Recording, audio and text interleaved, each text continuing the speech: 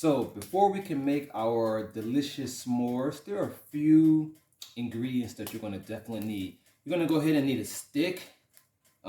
This metal marshmallow thing, marshmallow fork is optional. You're going to need some graham crackers, 2 marshmallows, and some chocolate, preferably Hershey or any type of chocolate that is to your liking. First thing we're going to do, I'm going to go ahead and use my marshmallow forks here. Like I said, this is optional. You can also just use a stick. But for me, specifically, I like to have my graham crackers tasting a bit toasty. So first, I'm going to go ahead and I actually bended my forks forward so it can hold the graham cracker. I'm going to go start with the graham cracker first. I'm going to put my chocolate. I have this German milk chocolate here, and it's about 1/4 inch. And put one on one side like this. Okay. I'm gonna put the other one side. And now we're gonna be doing it over an open fire. You can actually do this over a fire pit outside, but since we have a wood stove oven, we're gonna do this demonstration inside the house.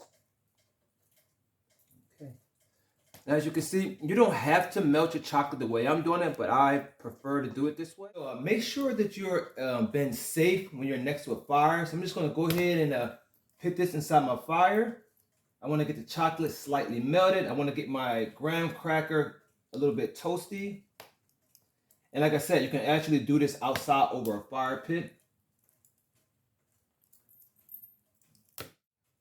So now that we got our chocolate melted to the perfect flavor that we wanted, now we're going to go ahead and put the marshmallows inside. All right, now here goes the marshmallow part.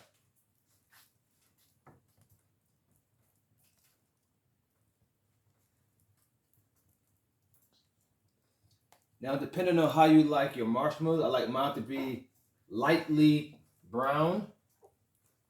My kids actually like it when it's like burnt almost to a crisp because it's more gooey that way for them.